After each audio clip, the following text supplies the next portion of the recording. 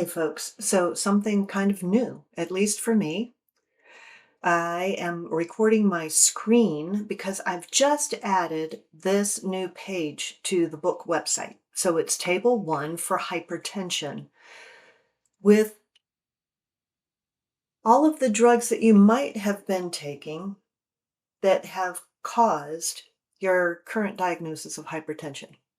Not that you have to be on all of these medicines, and not that everyone who takes one of these medications will then be diagnosed with hypertension, but since I've been telling you about informed consent, that you're supposed to be receiving the risks as well as the benefits of a given drug, and iatrogenesis, which means harm by medicine, I'm going to tell you the rest of the story about your hypertension. Again, not everybody who takes one of these drugs that I'm about to read to you will then be diagnosed with high blood pressure, but every one of these drugs that I am about to introduce to you can cause your blood pressure to go up so high that you are then diagnosed with hypertension and given a prescription for that. Clear? These medications, this table, are the medicines that can raise blood pressure, risking the diagnosis of hypertension. So if you happen to be an asthmatic and you're taking a short or long-acting beta agonist, and some of the long-acting beta agonists come with a steroid, doesn't matter, we're talking about the beta agonist activity that can raise blood pressure.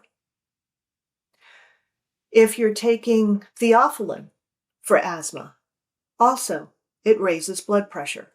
And these drugs aren't limited to asthma.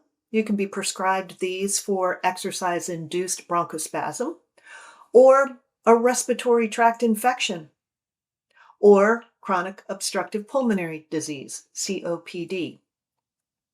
If you're taking lithium, typically for bipolar issues, that can raise your blood pressure. If you're taking an antipsychotic or an anticonvulsant, typically used for psychoses or epilepsy, respectively, but more than that, they're now being written for as mood stabilizers for those of you being treated for depression with an antidepressant. Both of these classes of drugs can raise your blood pressure. Scrolling on along. If you're taking steroids for any reason, so back to the asthmatic, taking the long-acting beta agonist with steroid, the steroid portion also raises blood pressure. So it's a double whammy with a LABA plus steroid. But steroids are used for skin issues and gastric issues and inflammatory issues anywhere in the body.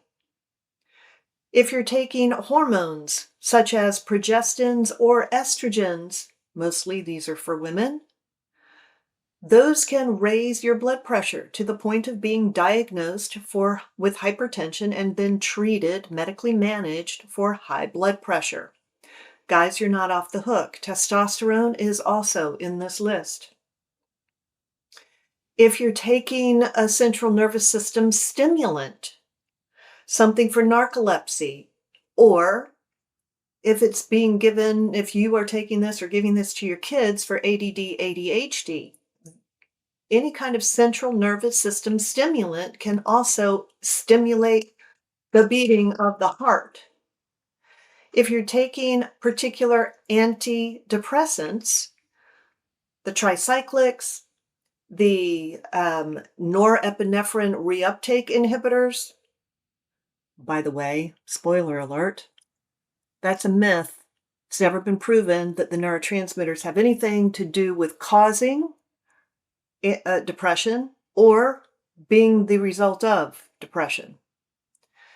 If you're taking an SSRI, the select serotonin reuptake inhibitors, or even the older The atypicals that are now calling themselves serotonin antagonists and reuptake inhibitors, or norepinephrine and dopamine reuptake inhibitors, again, it's a myth. None of that's ever been proven. 40 years we've been living under this delusion.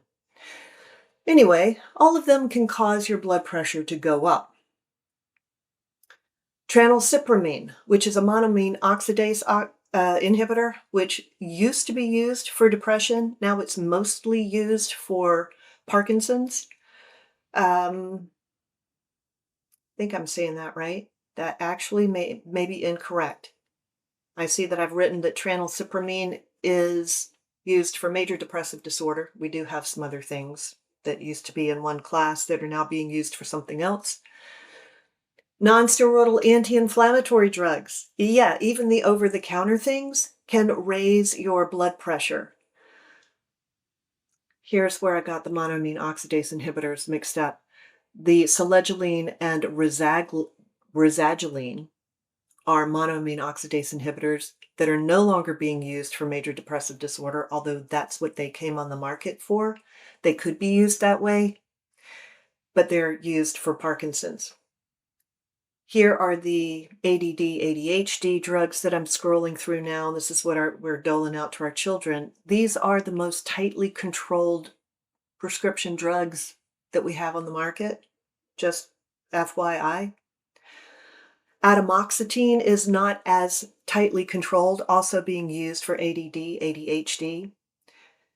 And then we have kind of lifestyle things, the overuse of caffeine, the illicit use of methamphetamine, cocaine, PCP, MDMA, the overuse of over-the-counter decongestants like pseudoephedrine and phenylephrine.